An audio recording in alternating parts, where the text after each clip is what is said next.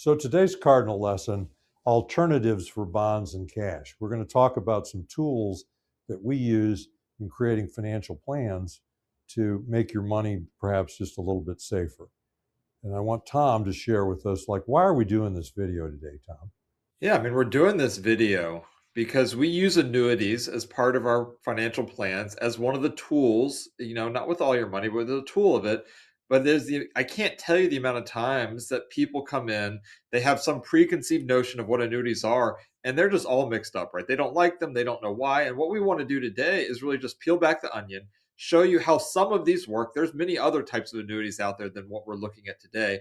But these are some of the tools that we use, like Hans mentioned, to serve as a bond alternative, something that has some guarantees as part of it that could be better than potentially better than what bonds might provide. So let me bring up the show notes. You can find these at the link below our video. They're also on our website at cardinalguide.com. We have the board as always, and then we have all the illustrations that were represented on the board. We're not going to look at them right now, but anytime we have a highlighted section in these illustrations, those are the numbers that are on the board. So when you're flipping through these, maybe you like the sound of one of these ones as we walk through them. If you want to go read more about that particular type, we're in the show notes. We have the highlighted numbers there. So let me turn it back to Hans, and we're just going to walk through step by step how each of these are different types of annuities, how they work, and where they fit in as part of a larger financial plan. Yeah, I think, Tom, you were being fairly kind when you said that, you know, people tell us, look, I don't want any annuities. I don't like them. I don't want them. Talk a little bit more about that, Tom. Yeah, I mean, when people come in and we bring them up, and we talk about the advantages and disadvantages of them, and then we get this really hard pushback. I don't like annuities. And I kind of want to ask them, well, which one? Because at the end of the day, people don't understand how these work. They have heard somewhere in the past annuities are bad, you shouldn't buy them. What they never understood is there are all sorts of types of annuities, right? There's variable annuities, there's fixed annuities, there's immediate annuities, deferred annuities. I mean, I could go on, and they have no idea what we're even talking about. They just know, or they've heard, I don't want one, I don't need one. And so, what we really want to do is sort of push back on that and say, listen, there are some that are inappropriate for your particular plan, right? There are certain ones we would not recommend from client to client based off what their needs are. But I don't think we should write off a whole category of things because you've heard something in the past that may or may not even be true, right? A very common, if we really got it down, and maybe they have heard some reason why they don't like them, a very common one we get are fees. Is I don't like fees. I heard they have high fees. I don't want to pay those fees. Well, newsflash, the three ones to the left on the board, the three most left ones on the board here, have no fees in them. There are no fees in these policies. And so when you come back and say, I don't like fees, well, great, I got ones with no fees. And so, again, we'll get into this as we go through the show. But, I want you to come in with an open mind. Maybe you have sort of a gut reaction, I don't like annuities, but you've never really looked at them, you never understood them. Let's think about them, right? Because I don't want to write off a tool that could potentially be very useful for your particular situation. Okay. So, you know, I'm going to have a few comments on that, but I want to jump right into the topics today. And these are four different annuities. And in the example, we're taking $100,000 on two people that are 65. It could be one person 65. It could be one person 70. The numbers would change a little bit. But what's consistent is we're taking $100,000 and depositing it into this annuity. So then you can take that number and make it anything you want. And we're going to get into what the differences are between the four of these. And it really gets down to, we're going to find a purpose for the annuity before we even talk to you about that. So we do financial planning. That's how we make our living. And it's fine with us if you come to us. We do financial planning for you and with you, and you don't buy any annuities from us. I mean, this is not on our agenda to sell everybody annuities. What we use annuities as a tool to accomplish something, and where people get the money to put in these things is, first of all, there's a lot of retired people or getting ready to get retired people sitting on a lot of cash.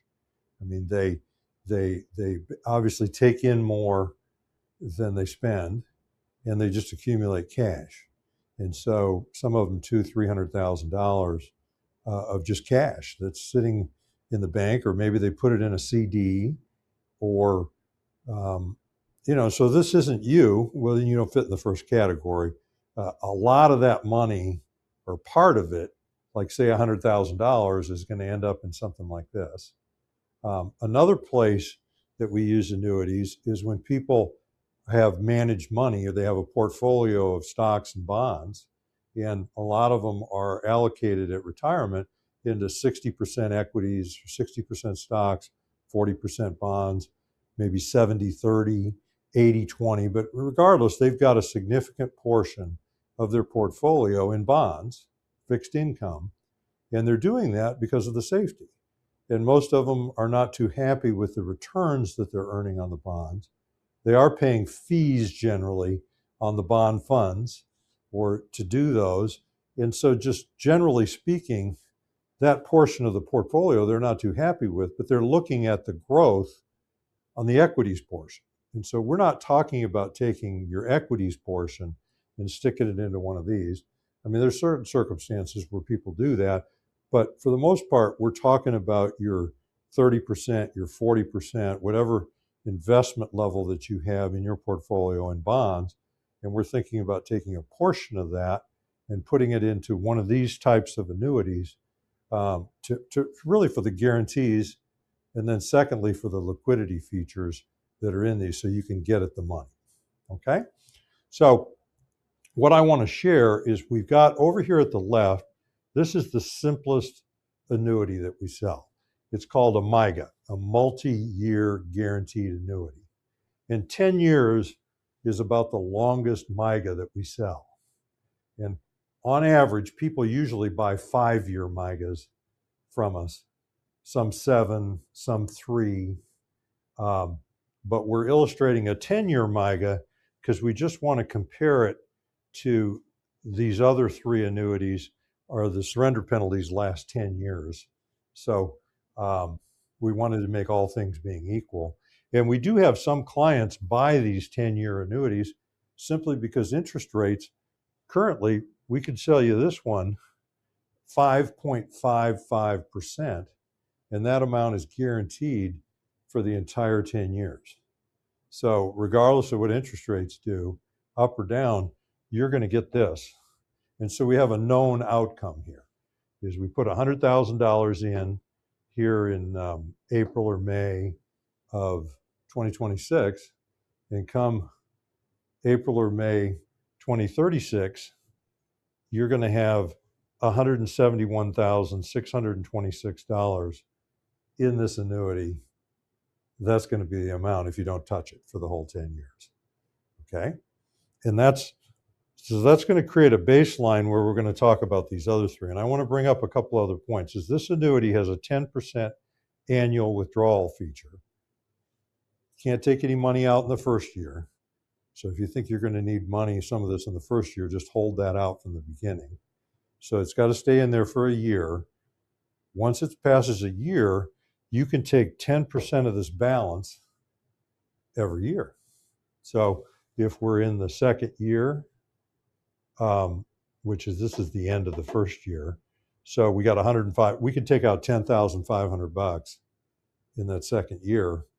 And then we can't take any more out penalty free for another year. But every year you could take 10% of this out.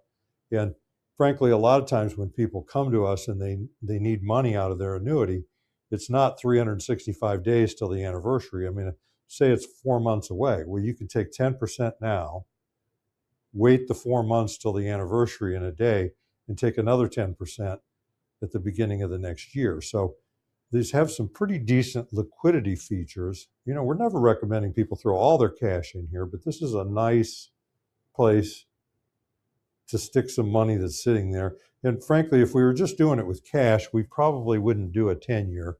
We might do a 5-year, and possibly even get a little better interest rate. But then you'd only be locked in for 5 years, and you can just walk away from this thing at the end of the 5th year. So in any case, this is the simplest with absolute guarantees. I mean, it's just 171. We have a known outcome for the balance, and that when you take some portfolio money and you take part of it and you stick it in one of these, it does wonders to all the cash flows and the money going like this.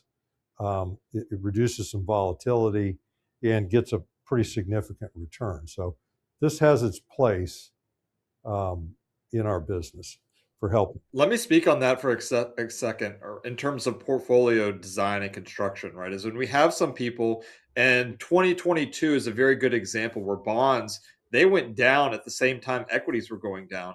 So it's a very common sort of sentiment that I hear when we're talking to people about their portfolio. It might be all in equities. They say, I don't like bonds. So, well, why don't you like bonds? Well, look what happened. They point to 2022 when bonds lost value too. They say, I don't, it's not earning as much. There's still some risk there. And what the risk with bonds is interest rate risk and credit risk and those things. What this does is provide some stability. It gets away from the risk of markets and gets away from interest rate risk, right? Because this is guaranteed. This is locked in for that 10-year period of time. So you don't have to worry about interest rates changes and what that happens to the value of the bond if you had a traditional bond portion of the allocation. I'm not so strong. Like, I'm not anti bonds. I think they still serve a role in portfolio construction. But for people who don't like bonds, but still need to provide some lower volatility in their portfolio, maybe they're entering into retirement, they can't be as aggressive with their money. This can serve as a very useful tool to help lower the volatility, provide some guarantees, and not have to incur the interest rate risk that bonds bring. Yeah. And frankly, if you have a bond portfolio and we're managing it, you're going to get your return on your portfolio, and then we're going to charge you a fee. We're going to deduct out of the bond, and then you're going to net something less than the bond portfolio makes. When we told you this thing has no fees, we take no portion of the 5.55%. I mean, that's the net rate to you. And there's certainly some hidden fees. I mean, we get paid by the insurance company. So somehow the insurance company's got to be making more than 5.55 on your money because they got to pay us. But that doesn't come out of your account. That's that's not a direct fee to you. And I mean, if you put 100,000 in this and you get it in while this is still available and you don't touch it for 10 years, you are going to have $171,626 in your account available to you at the end of the 10th year. Okay? Now, the next one we're going to talk about is a fixed indexed annuity, and the acronym is FIA. You say, well, what in the world is that? Well, the fixed portion means it's not variable. In other words, you can't lose money with these things. So when you put your $100,000 in there, your principal's guaranteed. Now, that's all that's guaranteed is your principal. I mean, if the S&P 500 made nothing every year for 10 years, all you'd have at the end of 10 years would be $100,000, because the only way you're going to get credited interest is if the S&P 500 increases. So this is a way to enjoy some of the upside, but never have to incur the downside. That's the simplest way to do it. So let me explain what I'm talking about. So you put your $100,000 in there, and let's say it's issued May 1st of 2026. So they're going to measure the S&P 500 from May of 2026 to May of 2027, 1 year. And the S&P 500 either went up or it went down. If it went down, you incur no losses. If it went down and the market lost 15% or something, your credited return for that year is zero. If the market went up, let's say it went up 20%. So it had a really good year during the year forward, and then they're going to look backwards, the insurance company, and they're going to pay you the amount it went up with a cap of 9.75%. So that's the cap rate on this thing. So in other words, let me go over that again. The market made 20. You don't get 20. You get 9.75. Okay? If the market made 6%, then you don't get 9.75. You get 6%. You don't, so you don't get any more than the market. There's just a cap on that. So in the really, really good years, you're not going to make the amount over 9.75. Now, in the really bad years, and you can see in the illustration here, we've got 2 years where you got zero. So what the insurance companies have done, and all these illustrations, as Tom told you earlier, are in the show notes. So you can click on the show notes, and I have highlighted where these numbers are in the illustration produced from the company. Is what they've done is they've taken the last 10 years and they've pretended that they happen for the 10 years going forward. And then they applied this principle to it. And so in the first year, you'd get 9.54%, which I think was 2016's return. And then the next year, 9.75, the next year, zero. So they're just replicating the past 10 years and pushing them forward.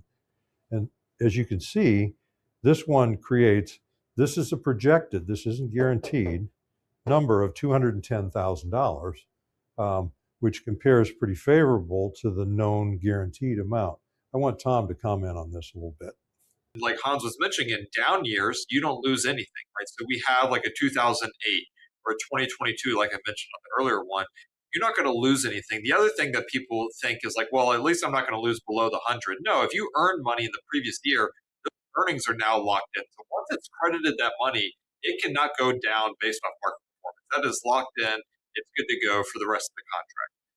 But in good years, you don't get all of the upside. And again, that is why we would never compare these directly to equities, right? When you invested, if you just took some money, put it in an S&P 500 index fund, you're going to get all of the upside and all of the downside risk. And that is a very useful investment. We do a lot of that with our client portfolios that we're investing money in. But that's really trying to get more of the upside, get the growth there, help offset inflation risk, do all the things that we want from that piece of it. This is comparing to the bond portion, right? The safer portion, money that's not going to have the same high returns, but also have not the same risk of loss either. And so again, when we're comparing all annuities, I think I want you to think of them as something replacing bonds as part of the portfolio, not comparing directly to equities. Because if I compared this, if we put the S&P 500 up on this chart, which we didn't, and showed what the total return of the S&P 500, that's going to look better than any of these, right? But this isn't competing. These aren't meant to compete directly against that S&P 500. But if I put it up against a bond portfolio over the last 10 years, these would look pretty attractive. So again, they're tools, right? They're meant to be used as part of a larger plan. And again, with this particular one, you get all of the or some of the upside up to that 9.75% cap with none of the downside risk when the market goes down. And people, a lot of our clientele are right at retirement or in retirement. Having some certainty there is a lot of them tend to enjoy that. They like not having the risk of loss that the annuities provide, that your investments, if you left it invested in equities, bring in sort of that risk of loss there. Well, I think what you brought up, Tom, is very important. Is so in this example, we had the first year 9.54%, mirroring the S&P. The second year 9.75, which was the cap. It was obviously more than that. So it accumulated $120,000 in the account. So you're up 20,000. And then the next year, the S&P obviously went backward, and you can see that 120,000 stayed exactly the same. So once money's credited, you can't lose that money. It has the same thing as the original 100,000 principal. And that's very significant. So in any case, we can get into this. The purpose of this video is just to compare them, not to get into real deep details. This one also has the 10% annual withdrawal feature starting after the first year with no surrender penalties. So, you can see as you get along up here to like the 6th year or the 7th year, and you got 158,000 and you want to take some money out of this thing, you can take out 15,000 penalty free. So that's significant. Okay. Now, the third annuity that we're going to talk about, this is very similar to this one, but it's got a very attractive feature. It credits you with a bonus of $16,000 right up front. So they're going to take your 100,000 and they're going to immediately add 16 grand to it. Well, I mean, a lot of people, if I didn't tell you anything more than that, you're going to say, sell me that one. Okay. But there's nothing in this world that comes for free. And there's a lot of these out there, and we sell these to some people. Now, but I just wanted to compare them to this one. This has a cap instead of 9.75, it's a cap of 6%. So in the good years, you're going to get a maximum of 6%, whereas over here you're getting 9.75. That's how you pay for that 16,000 you got up front. And our comparison here is based, I mean, the last 10 years in the S&P have been very good. We don't know if that's going to happen in the next 10 years. So, but this whole illustration is based upon that repeating itself. And if that was the case, this is apples to apples. You got a maximum of 6%. You accumulate in this one $184,000 as opposed to $210,000. So when the markets perform well, this one with no bonus is going to perform better than the bonus. Now, I will add, if the markets were lower, still with some crediting, but it wasn't all these big years and the 6% cap was not as significant, then this one may actually end up better because of the 16 grand that they're sticking up there right up front.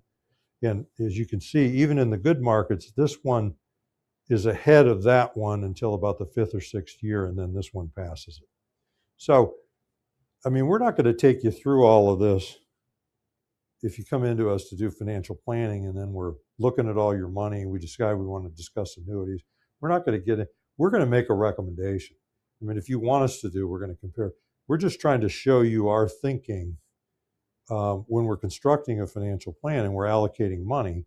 And there's some real purposes and there's some real situations where part of your money goes into one of these and creates more favorable outcomes for you.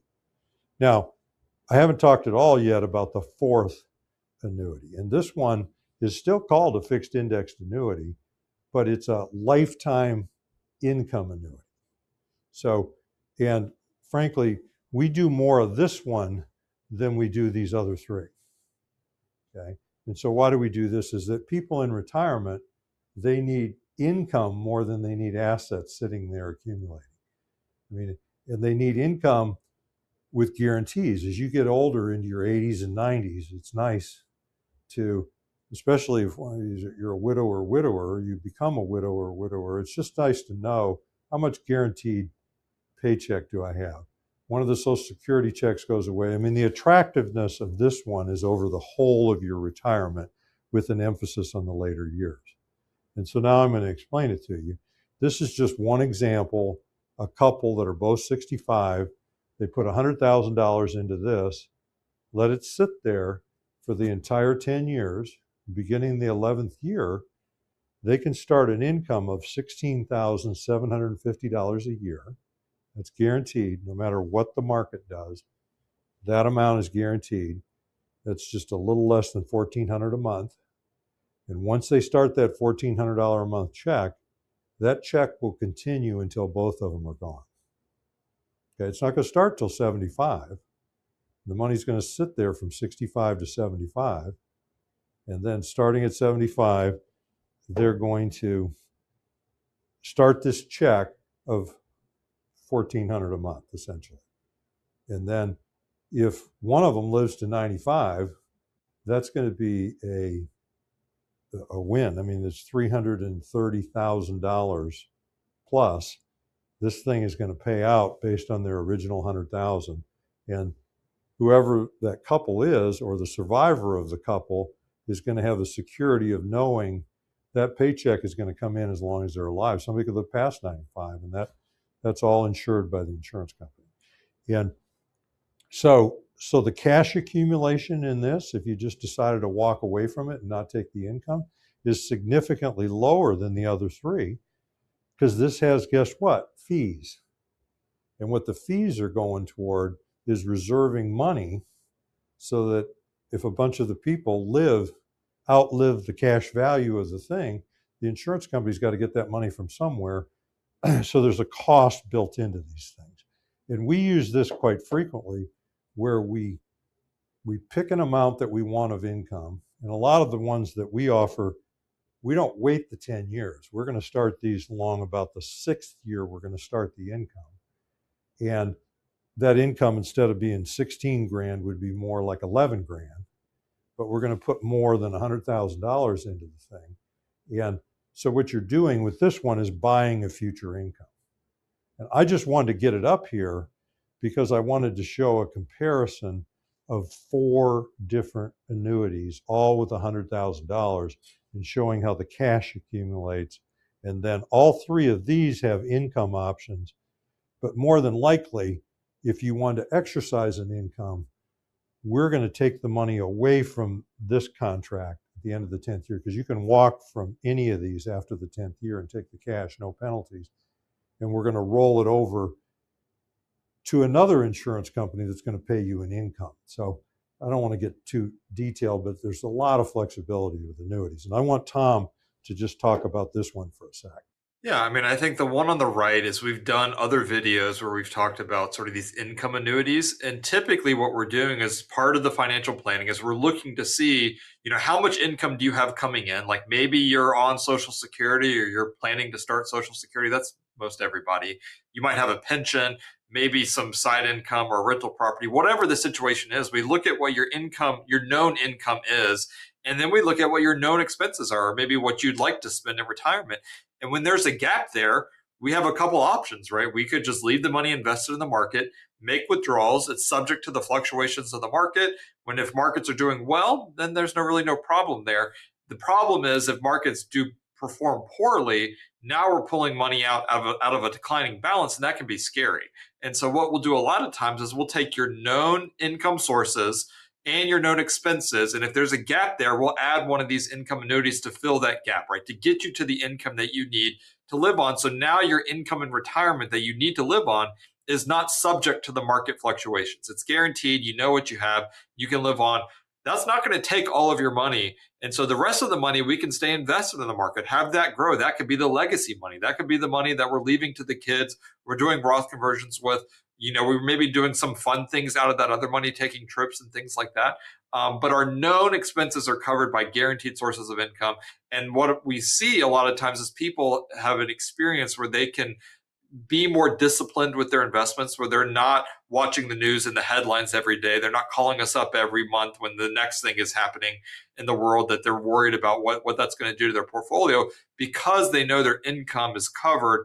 The rest of the money, they can treat it like they did when they were still working. Like most people, when they're still working, they're not watching the market fluctuations that closely, because they don't need the money for another 20, 30 years, right? It doesn't matter that day what's happening in the market. When you retire, and it's interesting, some people come in and tell me, it's like, oh, I'm good with market fluctuations.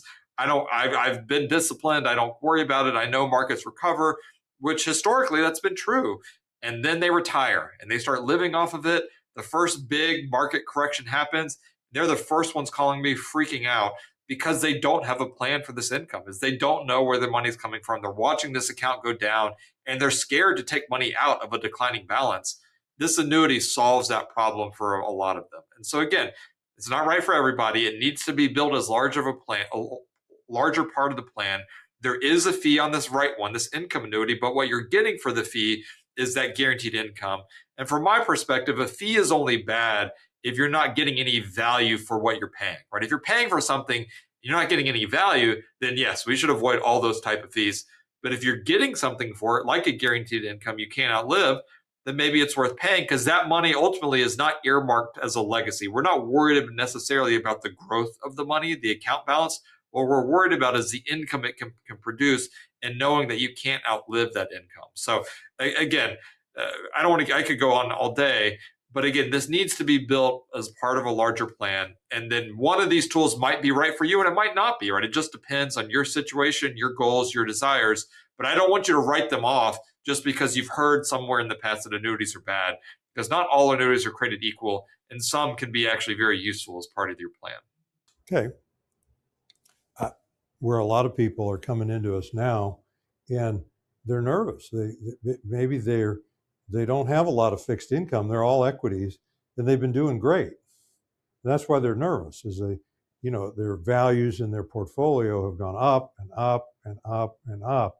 Maybe this is in their IRA. They haven't taken any of it. They don't have to pay any taxes on it, but this balance just goes in. They're kind of working under the what goes up must come down kind of a thing, and they're nervous about it. They're retired, and this is a great place to stuff some money if you want to get less risky. So in other words, to take your profits. We have a number of clients that came to us 3 or 4 years ago. They did financial planning. We're managing their money, so we're we're the ones that set up these investments for them, or not. Some of them that came to us 3 or 4 years ago, they bought long-term care insurance, they bought Medicare supplements, um, maybe they bought some of these annuities, but they got this big hunk of money that they're investing, and they're just nervous about it. And it's a great place to take some profits and just take a chunk of them and stick them in one of these to just get the guarantees. And it's a way of buying like bonds or better than bonds in certain circumstances. So, in any case, I just wanted to teach you about these four options. Just know that there are more annuities than just these four. And then within each one of these four, we've got an infinite number of options. So, I want to go through in terms of comprehensive financial planning and talk about what subjects have we hit on today. We haven't talked about Social Security or Medicare, but long-term care indirectly, because this one has an enhanced long-term care feature on there. We've talked about 401k and IRA. Is all four of these annuities will accept either regular savings or IRA money or 401k money. We can take it in under either one. We've talked about income, and that's a lot of what we do in retirement plans. Is we're going to create an income for you, and any one of these annuities can create an income, but this one is really the income feature that we use a lot. We haven't really talked about estate planning, and we haven't talked today about taxes, but I will tell you that if you have the money in an IRA, inside, well, of course, the taxes are going to be taxed like any other IRA, tax deferred while the money's in there, tax free if they're a Roth. But if you put regular savings into these, I want you to understand that this tax is deferred. So, in other words, you don't pay tax on the interest you're getting until you actually take it out. And so that's a feature where we can kind of straddle from year to year. We can take some earnings off of your tax return. So that's the areas with comprehensive financial planning. I want to bring Tom back on. I'm Hans Scheil. And I'm Tom Griffith.